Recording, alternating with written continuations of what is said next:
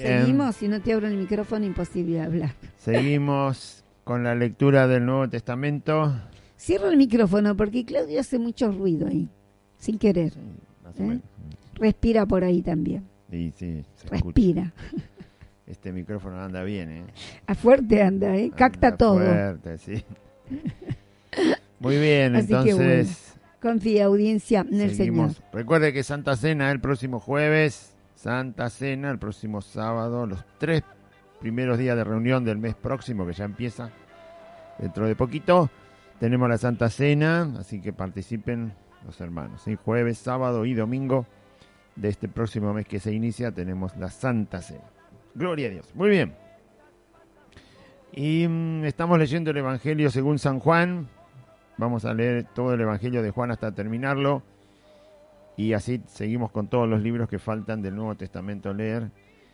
Hoy vamos a leer donde habíamos dejado en el programa anterior, que es San Juan capítulo 5, verso 19 hasta el 26. San Juan capítulo 5 del 19 al 26. Dice así la palabra del Señor. Respondió entonces Jesús y les dijo: de cierto os digo, no puede el Hijo hacer nada por sí mismo, sino lo que ve hacer al Padre, porque todo lo que el Padre hace, también lo hace el Hijo igualmente, porque el Padre ama al Hijo y le muestra todas las cosas que Él hace. Seguimos leyendo. ¿Cómo se escucha? Bien. Muy bien. Porque el Padre ama al Hijo y le muestra todas las cosas que Él hace, y mayores obras que éstas le mostrará, de modo que vosotros os maravilléis. Porque como el Padre levanta a los muertos y les da vida, así también el Hijo a los que quiere da vida. Porque el Padre a nadie juzga, sino que todo el juicio dio al Hijo, para que todos honren al Hijo como honran al Padre. El que no honra al Hijo, no honra al Padre que le envió. De cierto os digo, el que oye mi palabra y cree al que me envió, tiene vida eterna y no vendrá a condenación, mas ha pasado de muerte a vida. De cierto os digo, viene la hora, y ahora es, cuando los muertos oirán la voz del Hijo de Dios, y los que la oyeren vivirán, porque como el Padre tiene vida en sí mismo, así también ha dado al Hijo el tener vida en sí mismo. Muy bien. Hasta ahí es la lectura que vamos a leer hoy, porque es largo. Todavía faltan 20 versículos más, 21 versículos más. Pero como en todo el texto habla Jesús, hasta que termine el capítulo 5, y las cosas que Él dice revelan su persona y revelan también a Dios, Él habla de un montón de cosas que tienen que ver con aquello para lo cual vino a la tierra, no solo a salvar, sino también muestran la divinidad de Cristo, el carácter de la persona de Cristo, la autoridad de Cristo, la eternidad de Cristo, a Cristo como juez y un montón de cosas. Entonces se está revelando a sí mismo y está revelando al Padre a medida que Él se va revelando, y por lo tanto vale bien leerlo tranquilo y que nos vaya quedando guardada en el alma, en el corazón, lo que Cristo dice allí. Jesús empieza a hablar por causa de que Él había sanado a un paralítico de hacía 38 años en el estanque de Betesda. Recuerda el programa anterior donde habíamos leído, era ese milagro donde se ve muy particularmente que, bueno, Jesús otra vez sana a un enfermo, y la persona que es sanada se ve que tiene poco interés por Cristo, porque es Jesús siempre el que tomaba la iniciativa sobre esta persona. Y termina de hacer el milagro el Señor, vuelve a encontrar al enfermo, le dice que no peque, que para que no le venga algo peor, porque había sido sanado y todo lo demás. Y este hombre, que los judíos lo habían acusado de andar caminando con el lecho en el día de reposo, y el hombre le dice, bueno, el que me sanó me dijo que me vaya a mi casa, así que me llevo mi lecho. Y no sabía quién era porque se había ido inmediatamente de al lado de Cristo. Cuando Jesús lo vuelve a encontrar, el hombre se entera que era Jesús, él, el que lo había sanado. Tampoco se queda con Jesús. Recuerda que hablamos que el hombre se va, no se queda ni a agradecerle. No hay un solo agradecimiento en la boca de este hombre que fue sanado. No lo dice la Biblia, por lo tanto no fue agradecido. Igual Jesús lo sanó. Y termina yendo a los peores enemigos que tenía Jesús ahí en Jerusalén, a los judíos que lo acechaban a Cristo. Dice que los judíos se enteran, obviamente, porque este hombre le avisa que había sido Jesús el que le dijo el que lo sanó, y el que le dijo que andara con su lecho para su casa. Y los judíos, al enterarse que era Jesús, de cierto habrán ido a buscarlo o a molestarlo a Cristo y a decirle que él estaba quebrantando el día de reposo, sanando a una persona, y además diciéndole a la persona que tomara su lecho y se fuera a su casa. Y Jesús les respondió a este grupo de judíos, mi padre hasta ahora trabaja y yo trabajo. Y los judíos procuraban más todavía matar a Cristo por lo que él dijo. Verso 18, que es justamente el versículo antes de lo que vamos a leer hoy.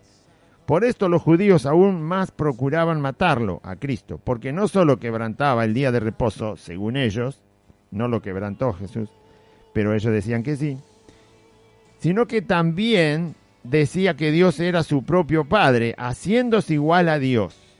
Sabiendo Jesús que estas cosas estaban en el corazón de estos judíos, él responde. Ahora el verso 19 dice, respondiendo entonces Jesús, quiere decir que esta discusión se dio entre Jesús y los judíos que lo acusaban, por causa del milagro que había hecho, y más todavía tenían en su corazón la intención de matarlo.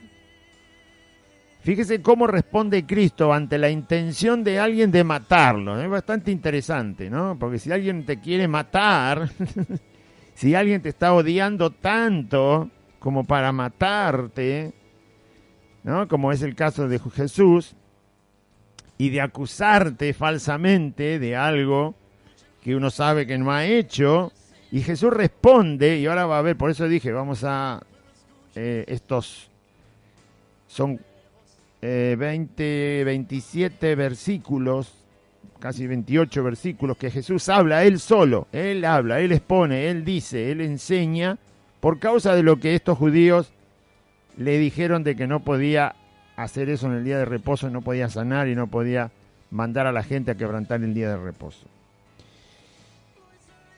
Así que mire qué interesante cómo responde el Señor, ¿no? Frente a los que no solo lo estaban persiguiendo, sino que estaban entre ellos tramando matarlo. Ahí dice el texto. Por esto procuraban más todavía matar a Cristo, porque no solo que quebrantaba el día de reposo, sino que se hizo igual a Dios. Eso era lo que tanto irritó a los judíos, porque dijo, Dios es mi Padre, y por lo tanto está diciendo que es igual a Dios, lo dice el texto. Por eso querían matarlo a Jesús. Y ahora va a ver cómo les responde. Él da una clase, como quien diría, de teología pura.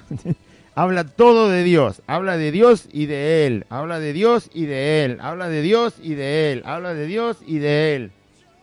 Y esto lo querían matar. ¿Sí?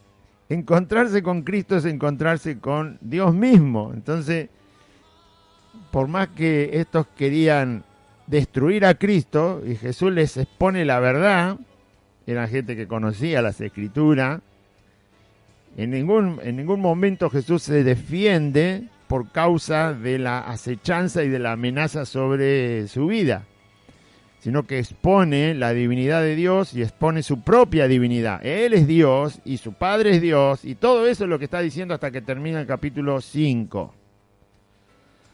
Por eso Jesús dijo, cuando te encuentres en dificultades, frente a autoridades, frente a alguien que aceche tu vida, ¿no? Más que nada sobre las autoridades y sobre quienes tienen poder en el mundo. Jesús dijo que no nos preocupemos porque el Espíritu Santo es el que daría palabra en nuestras bocas, y se imagina de quién vamos a hablar, ¿no? Usted se imagina de qué nos va a hacer hablar el Espíritu Santo cuando estamos frente a quienes son eminencia en un lugar en el mundo, o autoridades, o quienes sea que nos persigan para matarnos.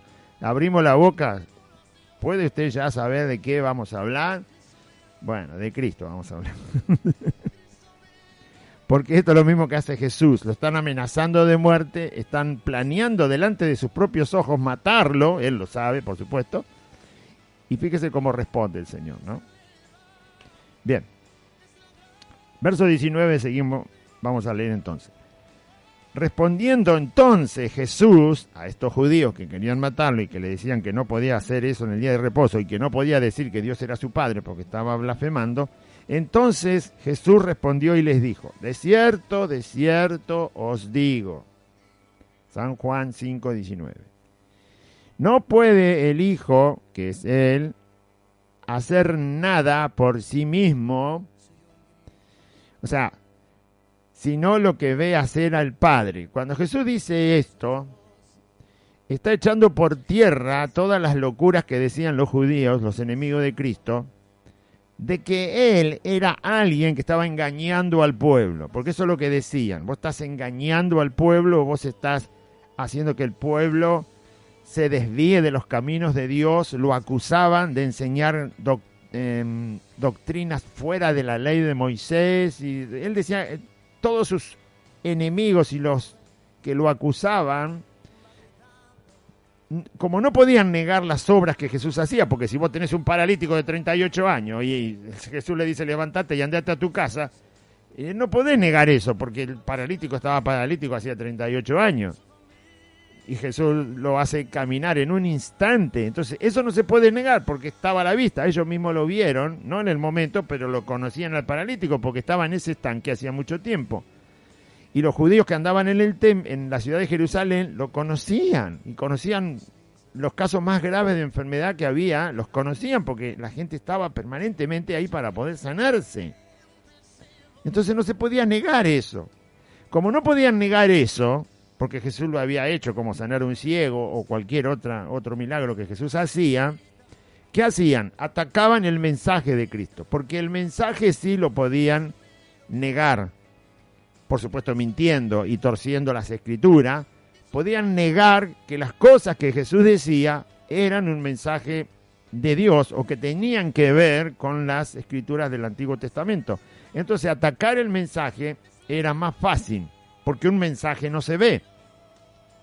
Aunque Jesús le citaba siempre el Antiguo Testamento, que ellos lo leían permanentemente, pero las palabras de Jesús no quedaban escritas en la pared en el momento que Jesús las hablaba. O sea, era un mensaje que Jesús había dicho. A la gente le cuesta mucho recordar cada coma, cada punto y cada cosa que Jesús dice.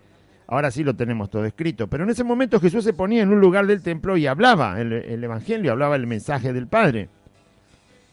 Entonces era más fácil atacar el mensaje, porque no podías atacar un milagro hecho en una persona que estaba absolutamente enferma y que ahora estaba absolutamente sana. Entonces atacaban al mensaje de Jesús. Cuando Jesús dice, el Hijo no puede hacer nada por sí mismo, sino lo que ve hacer al Padre, Él está descartando del llano que su mensaje, sus obras que Él hace, y después también va a hablar más adelante que lo que Él dice también es mensaje del Padre. O sea, está echando por tierra esa idea que tienen los acusadores de Cristo de que Él está distorsionando la fe judía. ¿Por qué? Porque Él no hace las cosas por sí mismo. Él dice que el Padre Dios es el que le ha mostrado lo que debe hacer. Entonces, no cabe duda. Jesús no dice, esta es la verdad, porque yo lo digo, porque no ven, lo respaldo con un par de milagros, ¿no? Como muchos a veces ministros, entre comillas, respaldan su mensaje por alguna señal que hay por ahí, ¿no? No, el respaldo que tenemos nosotros es la palabra de Dios, es la Escritura, es el único respaldo visible, palpable que tenemos. Si hacemos lo que Dios dice ahí en su palabra, entonces estamos tranquilos, que digan lo que quieran, pero si hacemos lo que está escrito podemos estar tranquilos, ¿sí? Nosotros no hemos visto al Padre para contestar como Jesús contesta, porque nosotros, bien dice Jesús, que nadie lo vio a Dios, solo Él. Por lo tanto, nosotros no podemos decir, bueno, las cosas que yo veo que hace el Padre, entonces esas cosas yo hago. No, yo soy un simple mortal, rescatado por la gracia de Dios, por la fe en Cristo. No podemos contestar así, pero Él sí podía decir así, porque Él sí ha visto al Padre, Él ve al Padre.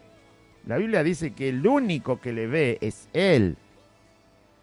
El único que le ve al Padre es Él. Eso dice la Escritura. Entonces yo no puedo decir, yo hago esto porque vi al Padre. No. Lo que hagamos nosotros como hijos de Dios, nosotros decimos que lo hacemos porque el Señor Jesús enseña esas cosas en su palabra, porque Él lo ha dicho y lo ha enseñado. Por eso nos dice Jesús que Él es nuestro maestro, porque Él nos ha revelado al Padre, porque es el único que le ve y le conoce, y entonces Él nos ha trasladado a nosotros en forma escrita la persona del Padre y la voluntad del Padre. Nosotros hacemos las cosas como iglesia y como cristianos en particular porque Cristo nos ha mandado esas cosas y Cristo nos manda esas cosas. Por eso las hacemos, no porque vimos al Padre. Eso es exclusivo de Cristo. Solo Cristo puede responder así. Yo no vi al Padre, ni usted lo ve, ni lo va a ver. Porque se va a morir. ¿Sí? Al que vamos a ver es al Hijo. Es la imagen visible del Dios invisible. Que es lo mismo, como le dijo Jesús a Felipe. Si me viste a mí, viste al Padre. Entonces estamos viendo exactamente al Padre, pero en la persona del Hijo. Bueno, entonces Jesús está parándose justamente en una verdad eterna que el hombre no conocía, y es que el Hijo de Dios, Jesús, es Dios también.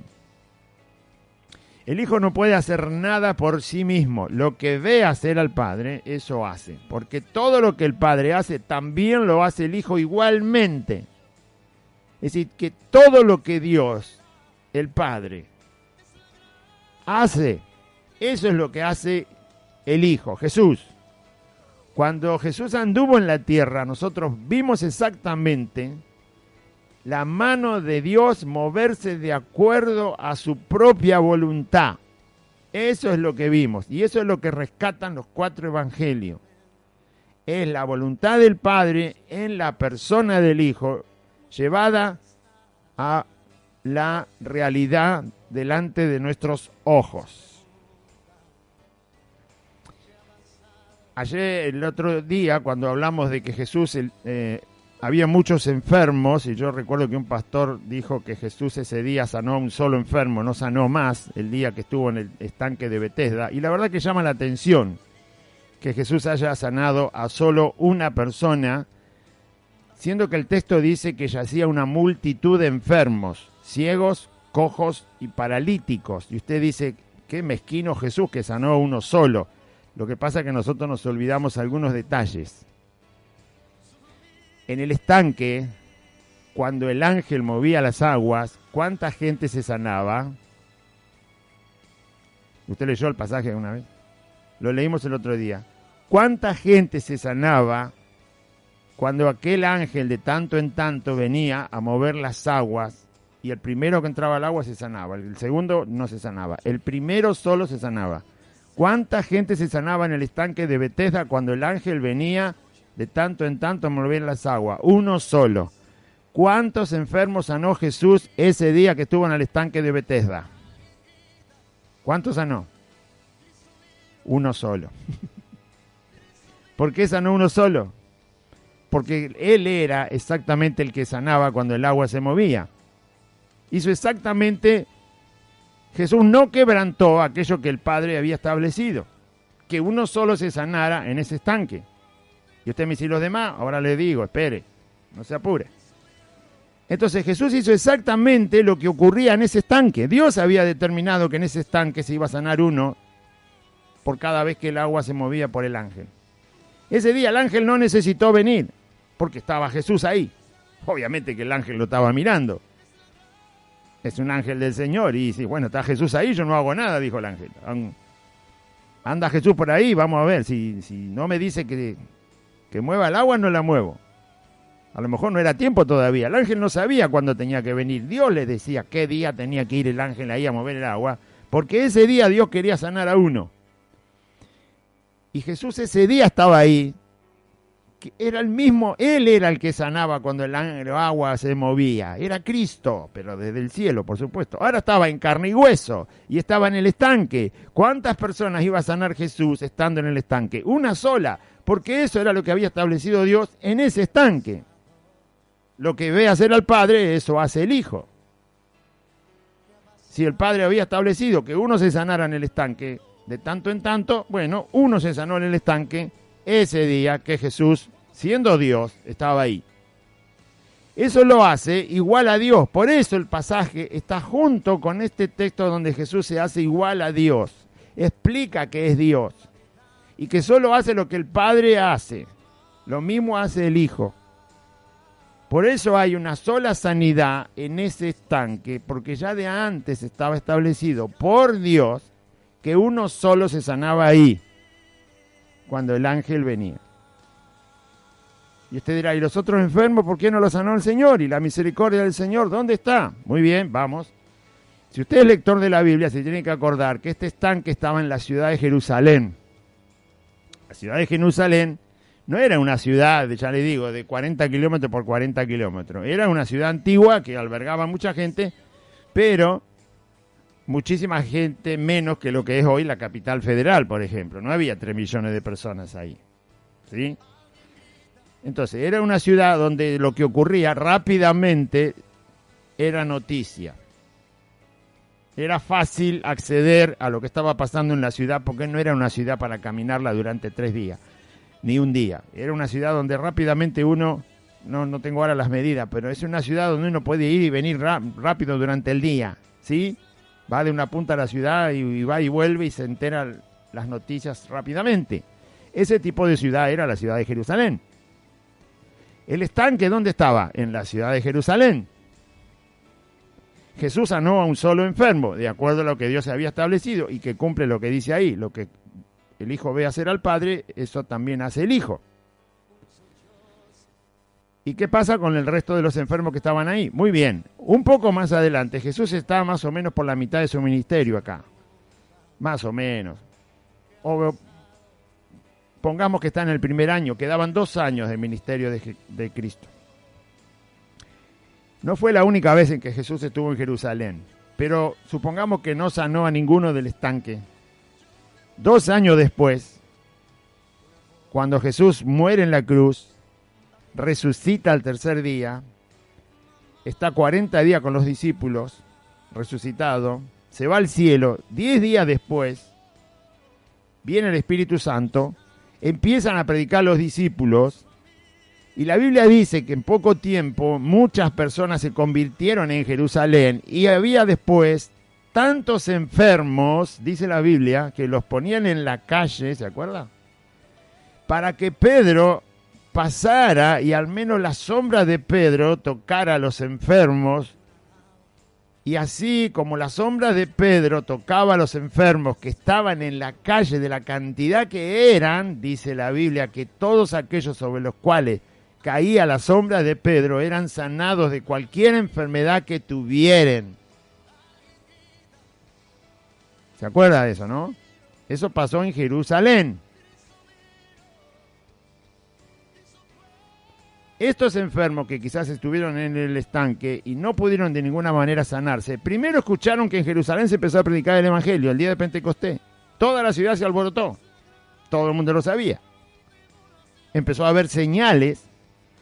Un poco de tiempo después trajeron a todos los enfermos y los pusieron en la calle de tantos que había. En la calle. Y así Pedro guiado por el Espíritu del Señor, fue pasando y su sombra iba tocando, que es tan conocido el pasaje, y la sombra de Pedro, al tocar a los enfermos, Dios utilizó eso y sanó a los enfermos. ¿Por qué tuvo que ser en ese momento? Muy bien, porque Jesús ya no estaba más. Jesús ya no estaba en la tierra, estaba en el cielo. Pero los discípulos empezaron a predicar de Cristo. También el cojo que fue sanado, pero eso fue antes. La sombra de Pedro fue después. El cojo que fue sanado en el pórtico de Salomón fue antes de la sombra de Pedro. Entonces, el Espíritu Santo certificaba el mensaje del Evangelio de Cristo que predicaban los discípulos con las señales y prodigios que hacía. Si Jesús hubiera, para que usted lo entienda, si Jesús hubiera sanado a todos los enfermos y no dejaba ni uno enfermo, ni uno, cuando se fue al cielo, si no dejaba ni un enfermo, ni uno solo, y venía el Espíritu Santo y empezaban a predicar los discípulos, ¿cómo iba, cómo se hacía para que ese mensaje del Evangelio estuviera confirmado por señales de sanidades milagrosas y poderosas de parte de Dios, si no había ningún enfermo? ¿Quién se iba a sanar con la sombra de Pedro si no quedaba ni un enfermo en Jerusalén? ¿Me quiere decir? Nada, ni endemoniado, porque dice que también los endemoniados se liberaban cuando la sombra de Pedro caía sobre ellos.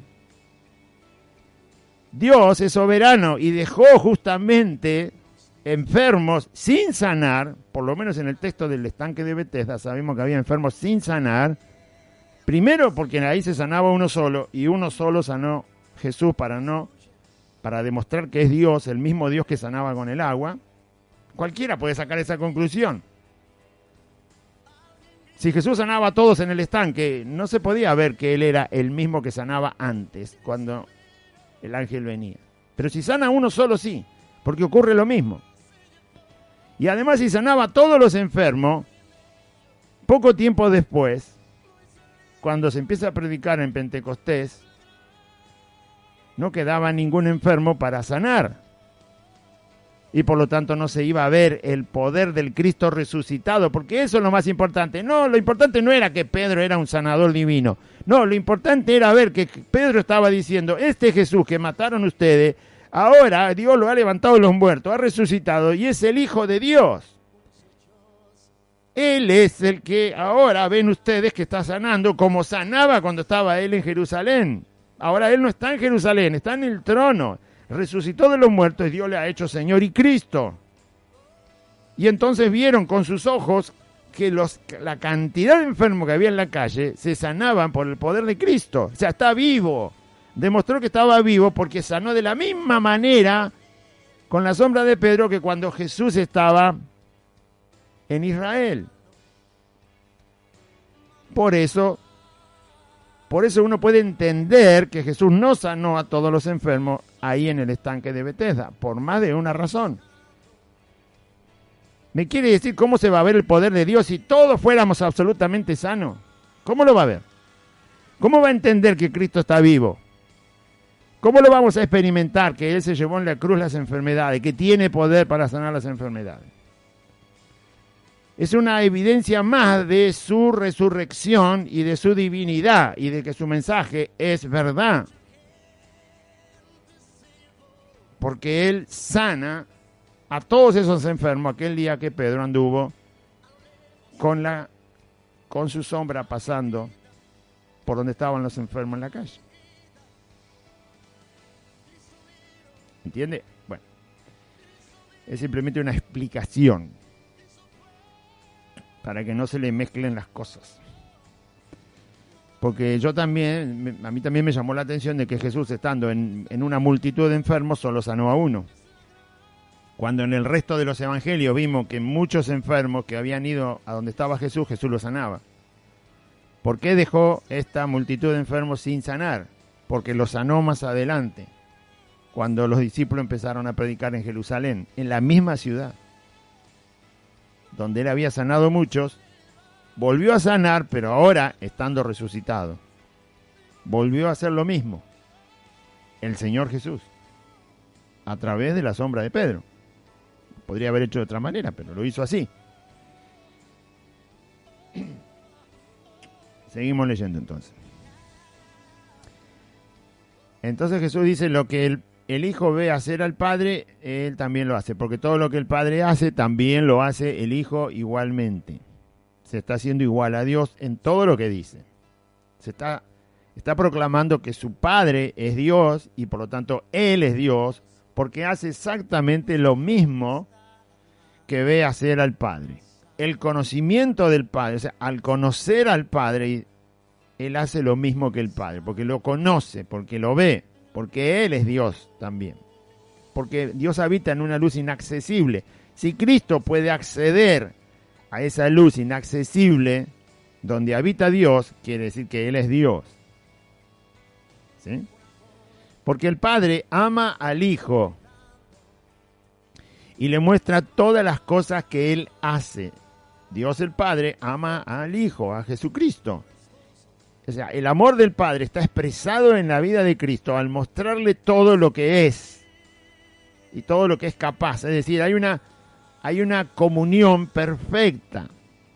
Hay una comunión que no es estorbada por nada entre el Padre y el Hijo, porque los dos son divinidad, los dos son Dios. Es la persona del Padre y la persona del Hijo. Y ahí hay amor, porque el Padre ama al Hijo y le muestra todas las cosas que Él hace. Si nosotros amamos a Cristo de verdad, vamos a entender muy fácil su voluntad. Si lo amamos de verdad, el Señor se revela más todavía en nuestras vidas. Cuanto más, por eso dice que atiende al humilde, pero mira de lejos al altivo. ¿Sí? El altivo le cuesta que se le revele Dios por su altivez, por su orgullo, por su soberbia. Se pone a hablar de Cristo y parece que está hablando del dueño de un club de fútbol. Parece que está hablando del dueño de una empresa cuando lo escucha a uno hablar de Cristo al altivo. Estoy hablando de los altivos dentro de lo que son cristianos, ¿eh? No del mundo. El mundo ni sabe quién es Cristo. Entonces, como el Padre ama al Hijo, le muestra todas las cosas que hace. Y mayores obras que éstas le mostrará. ¿Cuáles? ¿A qué obras se refería? A estas obras que ya los judíos habían visto. Sanar un paralítico de 38 años, dar vista a los ciegos, a ciegos de nacimiento, desatar la lengua de los mudos, abrir los oídos de los sordos, que camine el cojo, sanar manos que estaban totalmente atrofiadas, endurecidas, columnas encorvadas que no se podían enderezar, resucitar muertos. Todas esas cosas que Jesús había ya empezado a hacer. Entonces, como el Padre ama al Hijo y le muestra todas las cosas, mayores obras que ésta le mostrará, de modo que vosotros os maravilléis. ¿Cuántas cosas puede Dios hacer que todavía no hemos visto? Mayores cosas, dice el Señor, de las que ya conocemos en la Biblia y sabemos que Dios hace, pero Dios tiene muchas cosas porque es soberano para hacer. Fíjese que Dios dice en su palabra que va a terminar con esta humanidad, va a terminar con el firmamento, con el cielo, con las estrellas, va a terminar con todo, ni sabemos, ni nos imaginamos cómo lo va a hacer. Antes de eso va a derramar unos juicios terribles sobre la humanidad que ha rechazado a Jesucristo. El anticristo está planeando su plan y Dios ya nos anticipó lo que va a hacer. No solo el anticristo, sino lo que va a hacer Él, el Señor. Así que ya le ganó de mano, como quien dice, ¿no?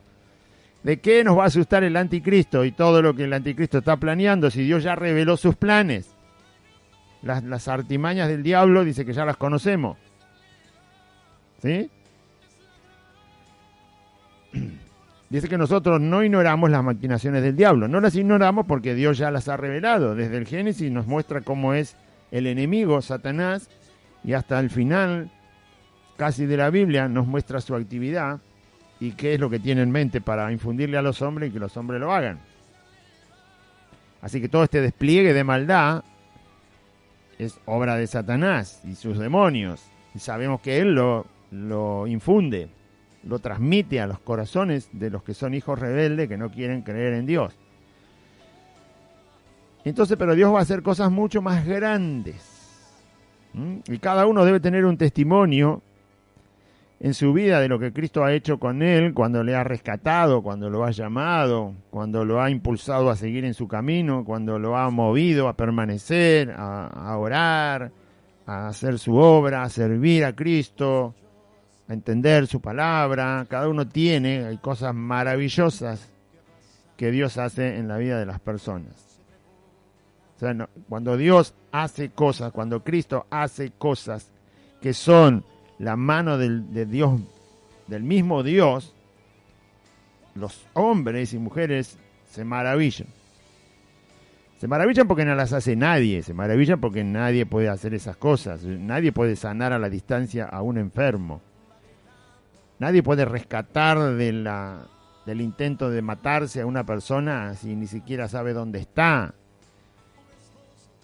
Nadie puede rescatar de la peor y de la más desastrosa clase de vida a un ser humano si ni siquiera esa persona puede estar en contacto con nosotros, ni siquiera nos puede oír, no nos va a escuchar, no se puede, eso lo hace Dios. Así rescató Dios a todos los que hoy son sus hijos. Nadie pudo, Él fue. Así es que predicamos el Evangelio y confiamos en que Dios hace la obra para traer al pecador a Cristo. Cada vez que uno escucha un testimonio, ve partes del testimonio que son inexplicables. Y ¿cómo hizo esta persona para llegar a los pies de Cristo? Y bueno, ¿y de qué manera llegó? Porque eso es la obra de Dios. Verso 21. Porque como el Padre levanta a los muertos y les da vida, así también el Hijo a los que quiere da vida. ¿Qué dice Jesús? El Padre levanta a los muertos. El Hijo también levanta a los muertos. A los que Él quiere, le da vida. Jesús está diciendo que Él tiene en sus manos la vida misma. El poder de la vida está en las manos de Cristo. Así como el Padre tiene el poder de la vida, así lo tiene el Hijo. Es decir, que no hay ninguna diferencia entre el Padre y el Hijo para dar vida. Porque el Padre es Dios y el Hijo es Dios. Así como el Padre da vida, el Hijo da vida. Cristo. En sus manos está la vida. En su ser está el poder de la vida. En Cristo. Fíjese que Él no hace diferencia entre el Padre y Él. Primero las cosas que hace el Padre, las ve el Hijo y las hace. El Padre ama al Hijo de tal manera que le muestra todas las cosas. No hay nada escondido entre el Padre y el Hijo. De tal manera que la gente se maraville. Jesús conocía los pensamientos de gente no solo que estaba cerca, de gente que estaba lejos. Jesús sabía lo que estaban haciendo las personas, no solo las que estaban cerca, sino las que estaban lejos y lejísimos. Jesús podía sanar gente que estaba muy lejos.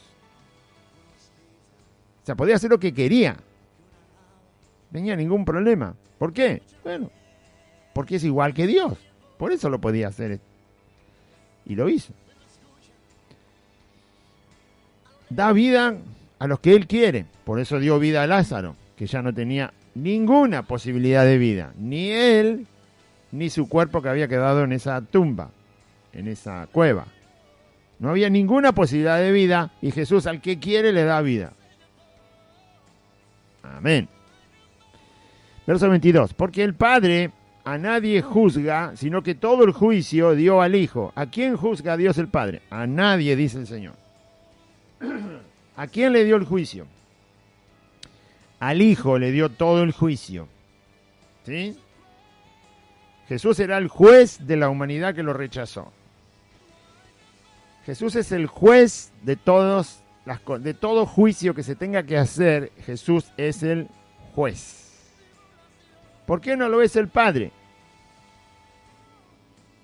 El Padre dice, a nadie juzga, sino que todo el juicio se lo dio al Hijo. Porque el Hijo es el Redentor. Porque en el Hijo es el que salva.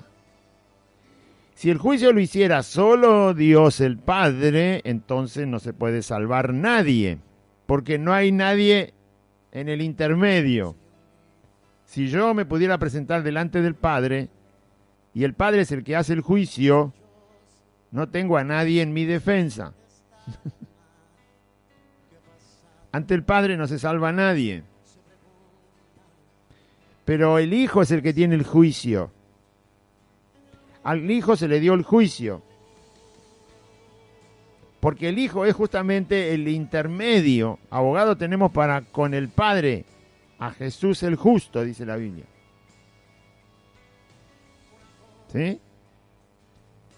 Por supuesto que el Padre sabe todas las cosas. Por supuesto que el Padre es el que tiene juicio en sí. Pero el Padre se lo dio al Hijo el juicio. Se lo ha encargado al Hijo. Ya lo vamos a entender cuando estemos un día allí.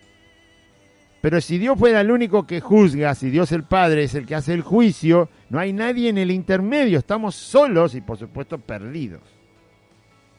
Pero el mismo juicio, si todo lo que hace el Padre lo hace el Hijo, ¿qué juicio hace el Hijo? El mismo juicio que hace el Padre. No es que el Padre no juzga nada, no. El Padre tiene el juicio, pero se lo entregó al Hijo. Porque el Hijo hace exactamente lo que hace el Padre. Entonces el juicio que va a hacer Cristo como juez es exactamente el mismo juicio que haría el Padre como juez. Pero el Padre no es el Redentor es el Hijo. Entonces, como el Hijo murió, el Hijo es el que pagó, no solo es juez, sino es el que pagó en una sola persona. Entonces tenemos defensa, porque Él es el juez y al mismo tiempo es el que pagó la culpa. Es el abogado, es juez, abogado y el que pagó la culpa, es todo junto. Todo eso está en Cristo. Si lo hiciera solo el Padre, nos quedamos sin abogado, nos quedamos sin el que pagó nuestra culpa, no tenemos nada que presentar. Por eso el juicio lo tiene el Hijo. No se olvide que Dios, el Padre, no es solo juez de los seres humanos, es juez de toda la tierra, dice la Biblia. Es juez de todo, ¿sí? Es juez absoluto. Pero en el caso de nosotros, los hombres y mujeres pecadores, el juicio se lo ha dado Dios al Hijo, porque Él rescató y por lo tanto Él es el que pagó la culpa y por lo tanto Él tiene el mismo juicio que el Padre y el juicio que va a hacer Cristo jamás va a ser injusto porque es exactamente lo mismo que hace el Padre, hace el Hijo. Por eso primero está lo que explica Jesús. Lo que ve hacer al Padre, eso hace el Hijo. Las cosas que le muestra al Padre son las que el Hijo después lleva adelante. El Padre tiene el poder de la vida, el Hijo tiene el poder de la vida. Y ahora el Padre le ha dado al Hijo todo el juicio. ¿Para qué le ha dado al Hijo todo el juicio? Para que todos honren al Hijo como honran al Padre. Además, ¿cómo puede ser el Padre el que va a hacer el juicio si al Padre nadie lo puede ver? ¿No? ¿Cómo vamos a honrar al Padre si al Padre no lo vemos? Por eso hay muchos cristianos que usted escucha decir Padre, Padre, Padre. Siempre dice Padre, Padre, Padre. Está pasando algo ahí. Es como cuando no entra el cambio en un auto, ¿vio? No se mueve. Algo anda mal ahí. El Padre, el Padre. Siempre dicen el Padre. ¿Y dónde está el Hijo? ¿Qué pasa? ¿No lo aman a Cristo? No está mal dirigirse al Padre, porque la oración de Jesús dice, Padre nuestro que estás en los cielos, santificado sea tu nombre. Pero no se olvide que cuando dice santificado sea tu nombre, el que santificó el nombre del Padre fue el Hijo. No fuimos nosotros. El que santificó el nombre del Padre, que dice el Padre nuestro, es el Hijo. El Hijo santificó el nombre del Padre. Él mostró la santidad de Dios. Porque si nadie puede acceder al Padre, hermano, ¿cómo vamos a honrar al Padre si no podemos acceder a Él? Bueno, podemos honrar al Padre, y ahora lo va a explicar Jesús, porque podemos acceder a Cristo. A Cristo sí podemos acceder. A Cristo le hemos escuchado hablar, al Padre jamás. A Cristo lo vimos andar entre nosotros, lo vimos ser carne y hueso igual que nosotros. Nuestro contacto con Dios es a causa del Hijo. Si no, no habría forma. No hay forma. Él es el que vino, por eso dice, nadie va al Padre sino por mí. Si me has visto a mí, has visto al Padre. No tienes más que... No hay que zambullirse más adentro para ver al Padre. No, basta con conocer al Señor, a Jesús. Por eso tenga cuidado con las personas que todo el día dicen, Padre, Padre, Padre, yo oro al Padre, hablo con el Padre, le sirvo al Padre, conozco al Padre. Bueno, conocer al Padre, si no se conoce a Cristo, es difícil que conozca al Padre. Ahí algo le enseñaron mal ahí, ¿eh? Bueno, tenga cuidado. No se deje enrollar en palabras y frases fáciles. Nombremos al Padre como la Biblia enseña a nombrar al Padre y entonces estaremos seguros de lo que estamos diciendo. Pablo también nombra a Dios, el Padre de nuestro Señor Jesucristo. ¿Ve cómo lo nombra? La gracia de Dios, Padre de nuestro Señor Jesucristo, y la paz del Señor. Siempre nombra a Cristo, casi siempre las Escrituras nombran a Cristo en relación al Padre. Y cuando nombran al Padre, lo nombran en relación al Hijo. Nunca está aislado uno del otro. Prácticamente puede estar por ahí la palabra Dios, pero no tarda mucho uno en encontrar después la palabra Padre y la palabra Hijo. O la palabra Hijo y la palabra Padre. Más todavía en todo lo que escribió Juan, que es el que más revela a Cristo como Dios. Bien. No podemos hablar del Padre si no hablamos del Hijo, y no podemos hablar del Hijo si no hablamos también en su relación con el Padre. El Padre a nadie juzga, sino que todo el juicio lo dio al Hijo, para que todos honren al Hijo como honran al Padre. Y el que no honra al Hijo, no honra al Padre que le envió. Está claro, ¿no? Si yo no honro al Hijo, Jesucristo, tampoco estoy honrando al Padre, que fue el que envió a Jesucristo. El resultado de que Cristo sea honrado hace que yo honre al Padre que lo envió. Por eso todo el juicio se lo dio al Hijo. El Padre le ha dado todo el juicio al Hijo. ¿Por qué? Porque de esa manera nosotros, honrando al Hijo, también honramos al Padre. Porque si el Padre separaría el juicio y deja al Hijo de lado, primero que el Hijo no es honrado, y el único que podemos honrar directamente nosotros es al Hijo de Dios, a Jesucristo, porque en Él está la relación con Dios que nosotros tenemos, en Cristo. Él es nuestro representante para los que somos humanos. Por eso le ha dado todo el juicio al Hijo, porque lo que nos queda, no podemos pasar esa valla, que es Cristo. No podemos pasar al Padre directamente si no pasamos por el Hijo. El que me ha visto a mí, ha visto al Padre, y nadie va al Padre sino por mí. Dios nos ha enseñado que así es su naturaleza y así Él lo ha establecido. Entonces, el Padre a nadie juzga, sino que todo el juicio se lo dio al Hijo. ¿Y para qué le dio todo el juicio al Hijo? Para que todos honren al Hijo, como honran al Padre. El que no honra al Hijo, no honra al Padre. Por lo tanto, debemos honrar al Hijo de Dios. Debemos honrar a Cristo. Esa es la única manera de que nuestra honra también llegue a Dios el Padre. Si alguien no honra al Hijo, no está honrando al Padre. Ahí lo dice Jesús. No, el que no honra al Hijo, no honra al Padre que envió al Hijo. Por eso yo no puedo hablar del Padre solo, porque me estoy olvidando del Hijo y por lo tanto estoy deshonrando al Hijo y tampoco estoy honrando al Padre. Así que los que se llenan la boca como cristianos, evangélicos, y solo nombrando al Padre, póngase de rodillas y empiece a orar, porque está deshonrando al Hijo.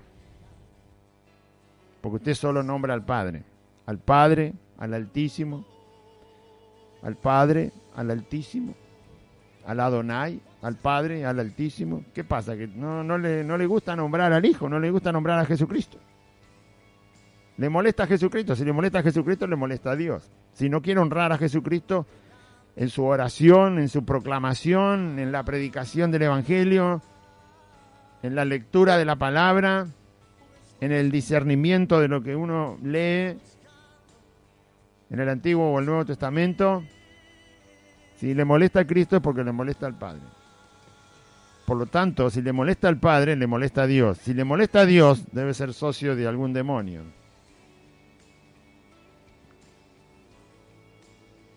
No se olvide que de aquellos que los demonios se asustaban, era del Hijo.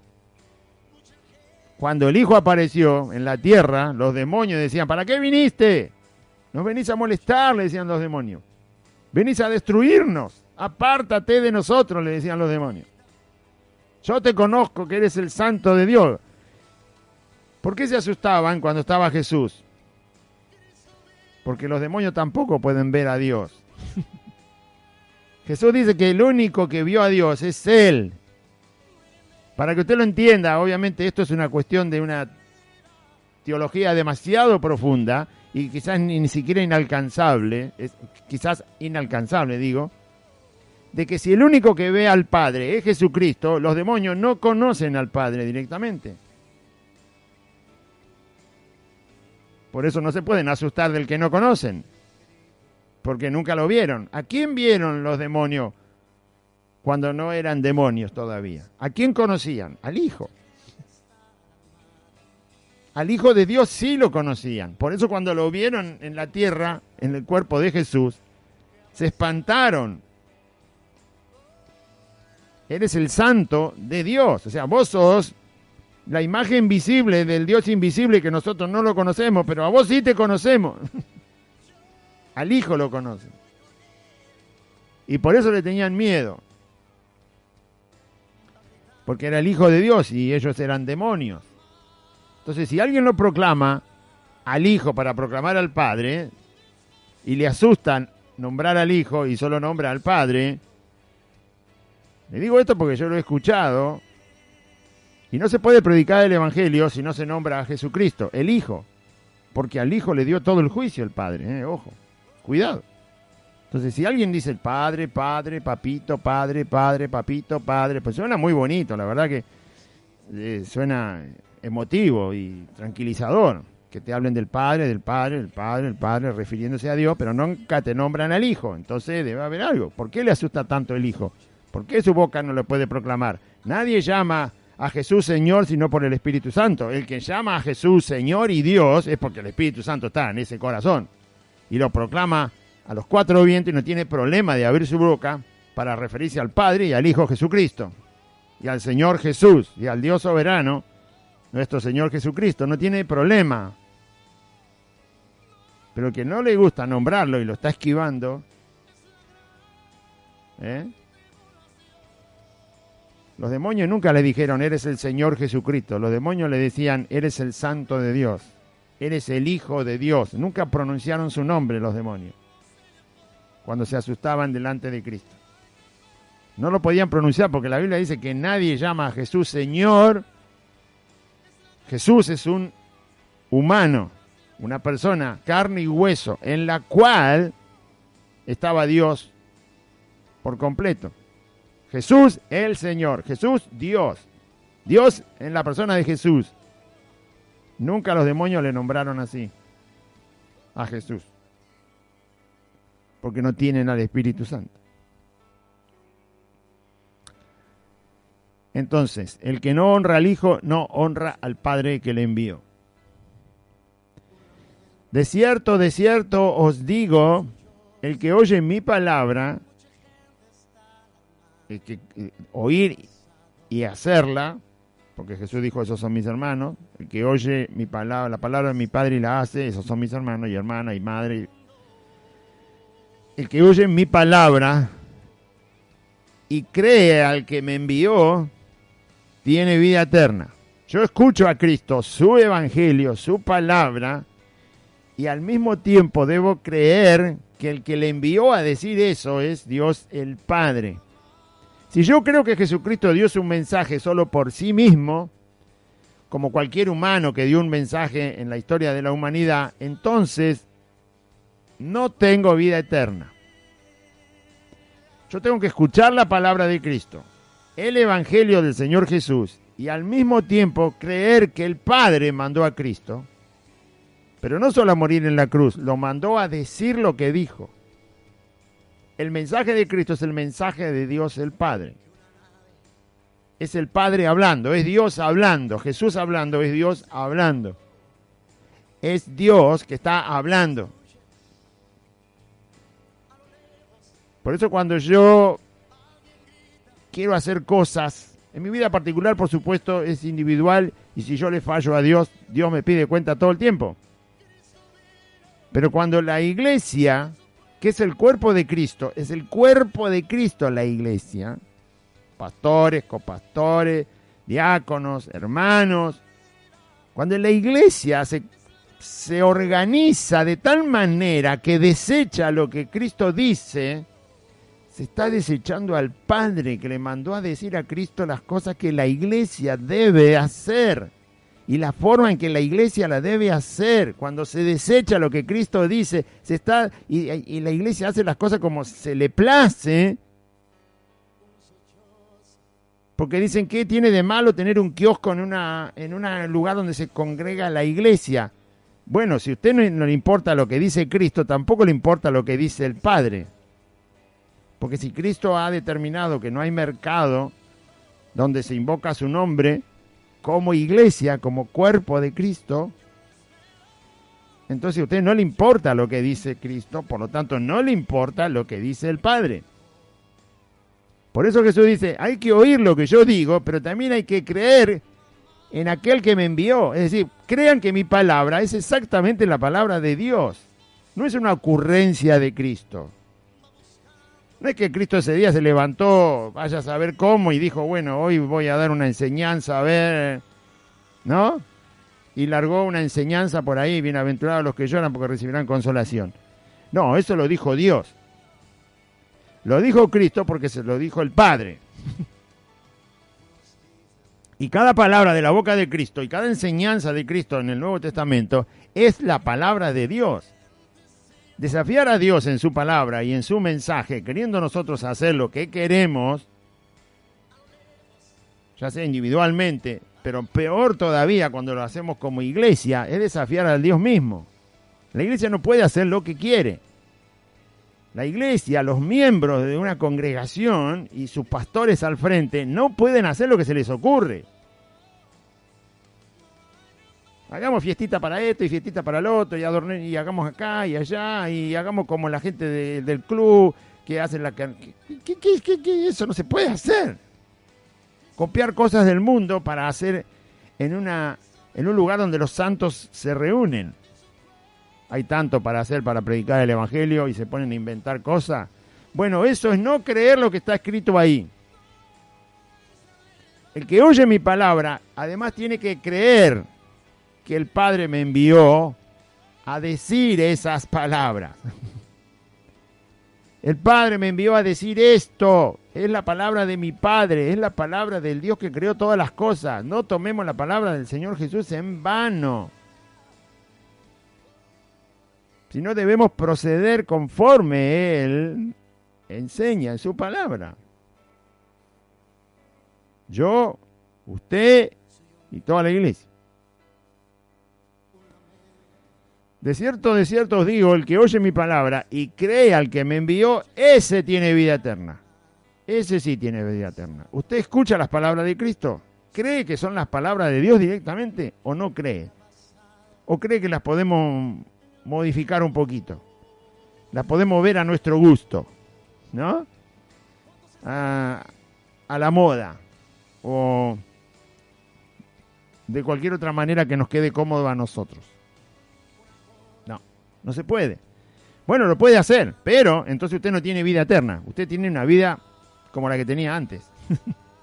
No tiene vida eterna. Vida eterna tiene el que escucha a Jesús, escucha sus palabras y entiende y cree que esas son las palabras de Dios. Ese tiene vida eterna. Esas son palabras de Dios. Y así es como la voy a recibir, así es como la voy a guardar. Y así es como, con la ayuda de Dios y la gracia de Dios y el Espíritu Santo que Dios nos ha dado, por creer en Cristo, lo vamos a poner por obra. Y entonces esa persona tiene vida eterna y no vendrá a condenación, mas ha pasado de muerte a vida. El que oye la palabra de Cristo y cree que Dios le ha enviado. Ese pasó de muerte a vida. Ese sí. Por lo tanto, manifiesta eso. El verdadero Hijo de Dios no está de acuerdo con que se haga cualquier cosa. Va a querer saber si el Señor Jesús le ha enseñado eso, lo va a escudriñar, se va a poner a orar, se va a poner a ayunar y va a decir, bueno, veamos si el Señor nos manda a hacer estas cosas y por lo tanto las haremos. Por eso que usted nos ha escuchado muchas veces decir que el sistema de las células, de los grupos que hacen en las iglesias, donde hay un líder que maneja un grupo, puede ser de 10, de 20, depende. Eso no se debe hacer porque el Señor Jesús jamás enseña eso en la Biblia. Si no lo enseña Jesús, no lo enseña Dios. Si no lo enseña Dios, la iglesia no lo debe hacer. Porque si lo hace, está desafiando al mismo Dios y por lo tanto no tiene vida eterna a esa persona que está decidiendo seguir adelante con eso en la iglesia. No lo debe hacer. Y usted dirá, no, pero trae mucha gente a la iglesia, la gente se siente contenta tomando el cafecito y las galletitas y el grupito. Bueno, eso es el mundo, claro. Claro que la gente se va a sentir bien. Si eso es el mundo. Cualquiera está acostumbrado a hacer eso. Eso lo hacíamos nosotros cuando éramos chicos. Nos invitaban un amiguito a la casa y la mamá te preparaba la galletita, la leche, ¿no? Depende de la hora que te invitaba. O si era el almuerzo, te invitaban tus amiguitos y eso pasó en mi vida un montón de veces, porque yo estudié en la secundaria y como para mí era re fácil estudiar, el tiempo que me sobraba, además de trabajar en mi casa y todo lo que me decían mis padres que tenía que hacer, mi papá, porque mi mamá ya no estaba, había fallecido, entonces me sobraba el tiempo y agarraba la bicicleta, me iba a la casa de mis compañeros y le decía, te ayudo, vamos a hacer, porque yo ya terminé lo mío, te ayudo a vos, y iba por todos lados, les ayudaba. Y bueno, como les ayudaba, iba a cualquier hora, a la hora que ellos me decían, nos poníamos de acuerdo en la escuela, y decían, mañana voy a tu casa, y así, vení, Claudio, venite a tal hora, y después iba a la casa del otro, y así, no había teléfono ni celular en aquella época, nos veíamos en la escuela, y yo sabía que me sobraba el tiempo, porque todo me era fácil, a mí el estudio me era muy fácil, siempre me sobraba tiempo, entonces le decía, che, ¿querés que vaya a tu casa? ¿Te ayudo para hacer algo? Sí, vení. Y le copiaba los resúmenes, lo que él hacía. No es que yo le hacía la tarea, le ayudaba simplemente a pasarlo en limpio, porque era mucho trabajo y hacíamos todo en borradores y después lo pasábamos en limpio para dárselo a los profesores o algún dibujo o cualquier cosa. Y entonces yo iba a la casa de ellos, me presentaban la primera vez, el papá, la mamá, los hermanos, qué sé yo, y entonces ¿quién no te iba a atender? Pero eso es del mundo. Te servían un té, un café, unas galletitas. No me quedaba a comer al mediodía, pero porque íbamos siempre a la tarde. Entonces, pero siempre algo te atendían. ¿Y quién no se siente bien cuando le atienden así?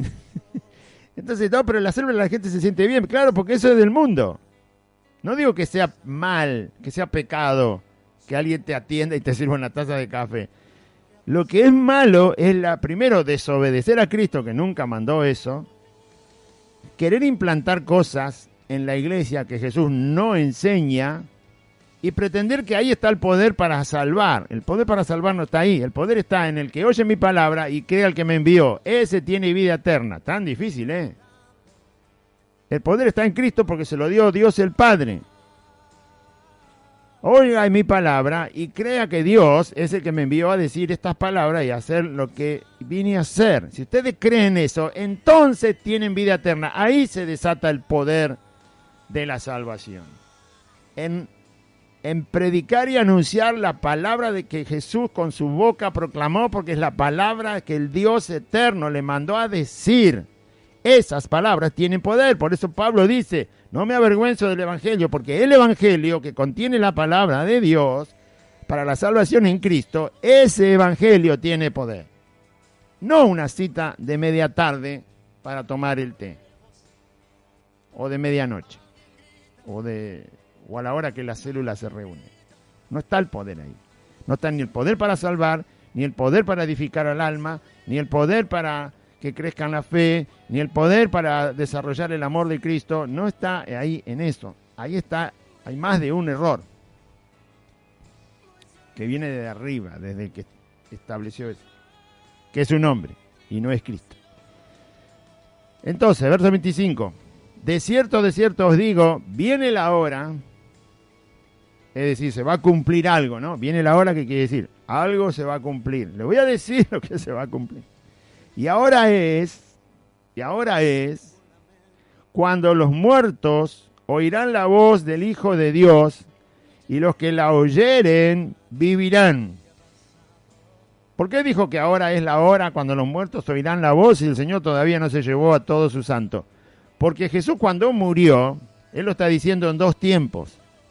Es este tiempo en que yo estoy en la tierra. Faltarían 2 años para que Jesús termine su ministerio y lo crucificaran y luego resucitara de entre los muertos.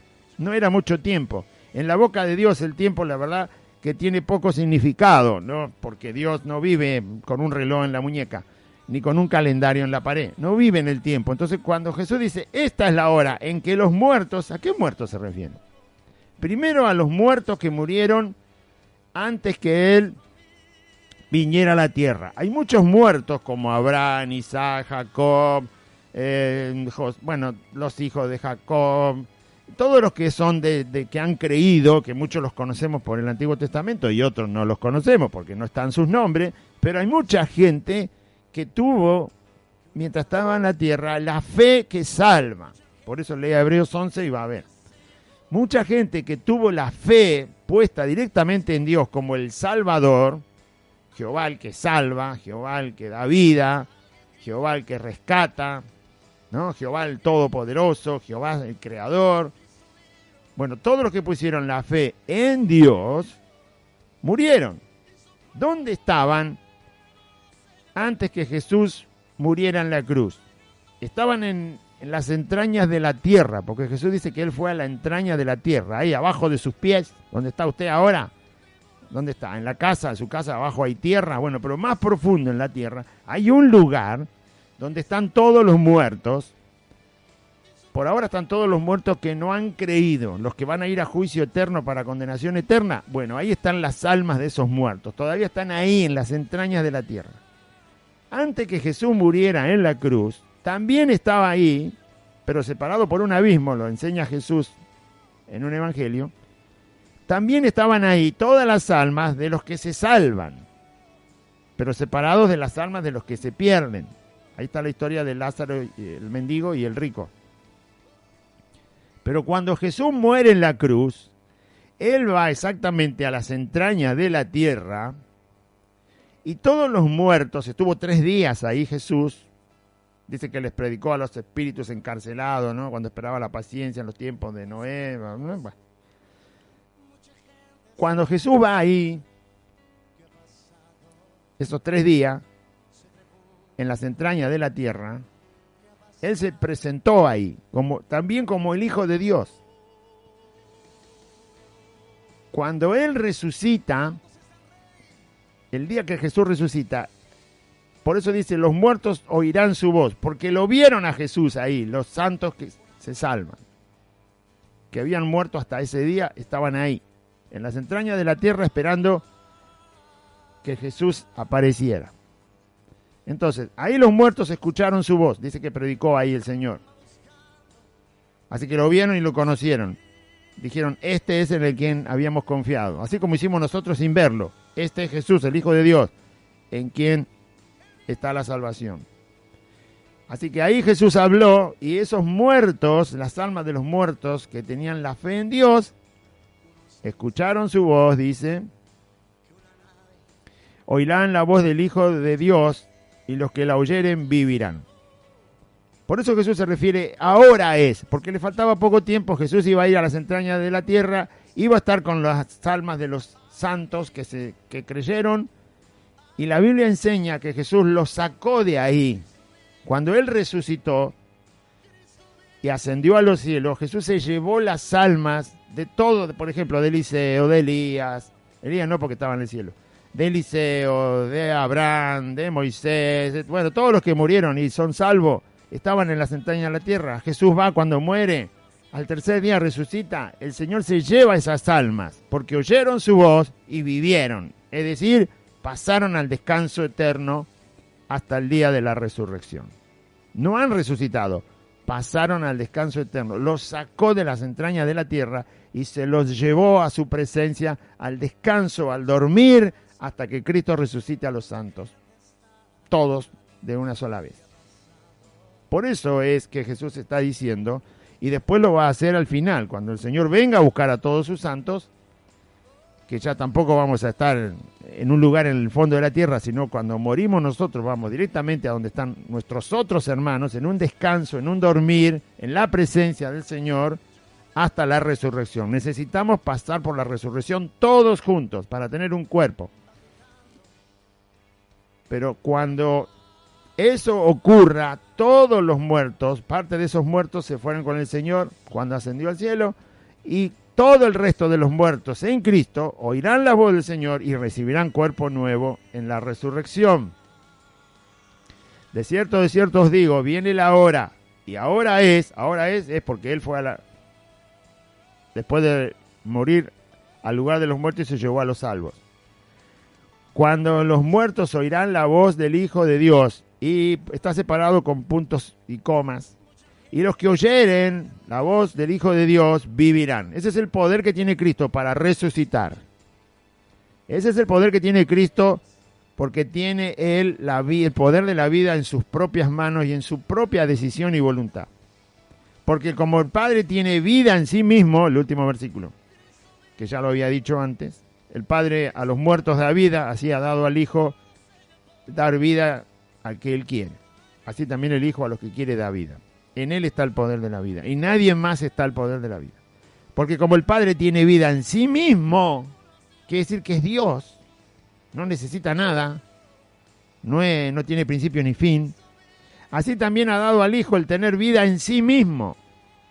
El Padre tiene vida en sí mismo, el Hijo tiene vida en sí mismo. El Padre es Dios, el Hijo es Dios. Esto es lo que los solos Jesús no quieren entender, ¿no? Bueno, allá ellos, ¿no? Creen en el Padre, el Hijo, el Espíritu Santo.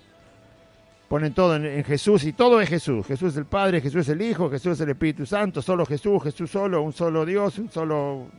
No. El Padre tiene vida en sí mismo, el Hijo tiene vida en sí mismo. El Padre es Dios porque tiene vida en sí mismo, no tiene principio y fin. El Hijo tiene vida en sí mismo, no tiene principio y fin. Y es Dios.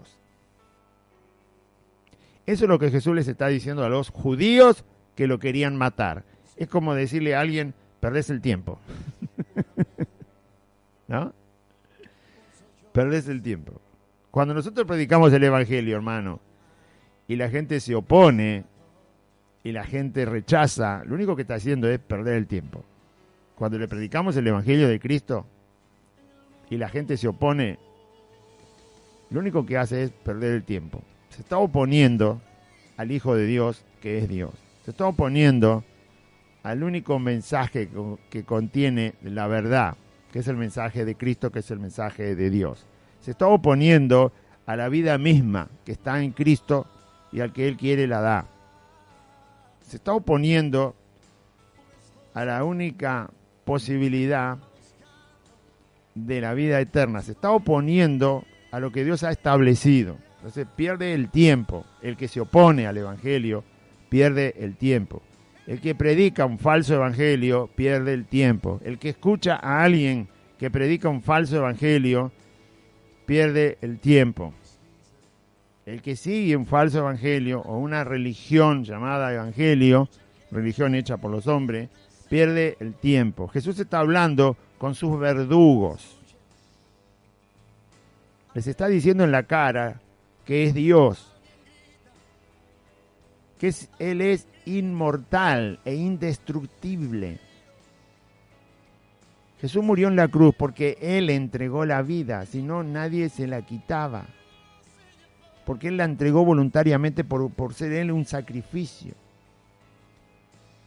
Tenía que ser así porque si no, no era una entrega de amor, no era una entrega, no servía esa entrega, pero Él nadie le quita la vida. Él lo dijo, yo la doy de mí mismo y tengo poder para poner mi vida en el sacrificio, morir y volverla a tomar.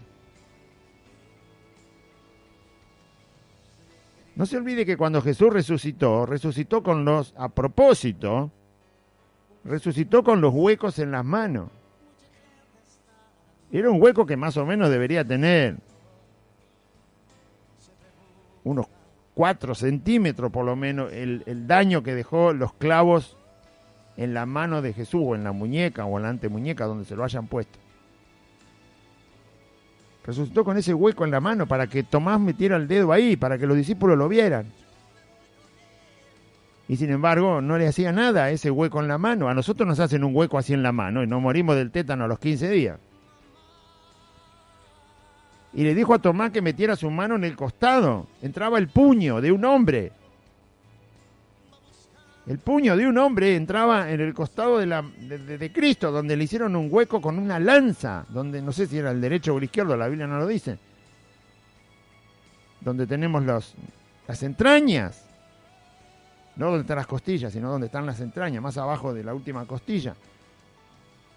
Donde están todo nuestro estómago y bueno, todo el aparato, el hígado y todo eso que está ahí abajo. Después de los pulmones, ahí le hicieron un hueco y Jesús le dijo a Tomás, poné tu mano acá en el hueco. ¿No ves el hueco? ¿Cómo puede vivir con un hueco así en el cuerpo? A Jesús nadie le quita la vida, Él la puso, si no, no moría nunca. Pero se hizo hombre y entrega su existencia voluntariamente, y los judíos lo están escuchando hablar y son sus verdugos, son los que le quieren matar. Prediquemos el evangelio tranquilo, hermano. El que lo rechaza solo pierde el tiempo. El que lo rechaza solo está perdiendo el tiempo, como lo perdían estos judíos, confabulados para matar a Jesús, y Jesús le dice en la cara que es Dios. ¿Querés matar a Dios? ¿Querés sacarte de encima a Dios? ¿Querés dejar mudo a Dios para que Dios no hable? ¿Vos querés que Dios no haga las maravillas que Él quiere hacer? ¿Vos querés enfrentarte a Dios? Jesús le está diciendo eso. ¿Querés escapar del juicio que está en las manos del Hijo de Dios? ¿Querés determinar vos en lugar de Dios? Constantemente les expone que Él es Dios, al igual que el Padre que ellos dicen conocer. Les está diciendo permanentemente. 9 veces le nombra al Padre en el texto. Y se refiere a Él quizás un poco indirectamente, más de 9 veces. Hasta acá, después sigue. Y así como es el Padre, soy yo. Y así como hace el Padre, hago yo. Y como habla el Padre, hablo yo. Y la vida que da el Padre, la doy yo. Y yo soy el que resucita a los muertos como resucita el Padre. Soy yo, le decía Jesús, soy yo. Impresionante, pero bueno. Amén. Vamos a orar. ¿Y usted cómo cree que es Jesús? ¿Es como Dios o es un maestro, como le decían solamente algunos, que no querían arrodillarse ante la presencia de Cristo? Amén. Gloria al Señor. Vamos a hacer una oración. Diga así conmigo: Padre Celestial, en este día escuché tu palabra y yo confieso que Jesucristo es el Señor. Y creo en mi corazón que Dios lo levantó de los muertos. Señor Jesús, te pido perdón por todos mis pecados. Te ruego que perdones mis maldades y me limpies con tu sangre preciosa. Te agradezco, Señor Jesús, por ocupar mi lugar en la cruz y salvarme. Y también te pido que me des tu Espíritu Santo y anotes mi nombre en el libro de la vida. Gracias, Señor Jesús. Gracias por salvarme. Y renuncio a Satanás, a los demonios. Renuncio al pecado, al mundo, a la voluntad de mi carne, a toda maldad, a la enfermedad y a la muerte. Te doy gracias, bendito Dios y Padre, por la salvación que es en Cristo Jesús. Amén. Y amén. Recuerde, audiencia, que estamos congregados los días jueves, sábados y domingos a las 4 de la tarde en Merlo Norte, en la calle Santa Fe 2540, entre Solané y La Prida, a 8 cuadras de la barrera de la estación de Merlo. derecho por la calle Solané, que es la barrera de Merlo, donde está el andén. Cuando llega a Santa Fe, todas las esquinas tienen los nombres de las calles, la va a encontrar. Doble a la izquierda sobre la calle asfaltada, la cuarta casa es Santa Fe 2540. Hay un pino muy alto allí en el frente. Está la torre de las 2 antenas de las 2 radios. El nombre de la calle, el número del domicilio, está todo visible, así que le esperamos jueves, sábado y domingo a las 4 de la tarde. El primer jueves, el primer sábado y el primer domingo de este próximo mes que va a empezar, que son las próximas 3 reuniones que vamos a tener, vamos a participar de la Santa Cena del Señor, así que a todos los que quieran participar, aún si no han llegado todavía nunca aquí, también los invitamos, pueden participar, pueden venir a recibir la Cena del Señor, así como el Señor la ha establecido en comunión entre los santos. Porque así lo dice el apóstol Pablo cuando dice, reunidos vosotros, refiriéndose al partimiento del pan, reunidos vosotros, cuando estén reunidos, entonces parten el pan. Y también dice la Biblia en el libro de los Hechos que los discípulos, los que habían creído, perseveraban unánimes en el partimiento del pan. Si se reunían y partían el pan, no es que partía el pan cada uno está con el celular en la bicicleta al costado de la ruta y ahí parte el pan y se toma. No es así. O en el auto con el celular y la pan. No es así. Reunidos los santos partiendo el pan en el nombre del Señor y participando de la copa, de la sangre de la vida de Cristo. Muy bien, le invitamos entonces, primer jueves, primer sábado, primer domingo de este mes que ya empieza, tenemos en Santa Fe 2540 la Santa Cena del Señor con todos los hermanos que participen cualquiera de esos 3 días. Vamos a servir la Cena del Señor, el Señor nos va a ayudar, vamos a estar en comunión y vamos a honrar su nombre y agradecerle por lo que hizo por nosotros y recordar justamente la muerte del Señor hasta que Él venga. Que Dios le bendiga, audiencia, confíe en Cristo.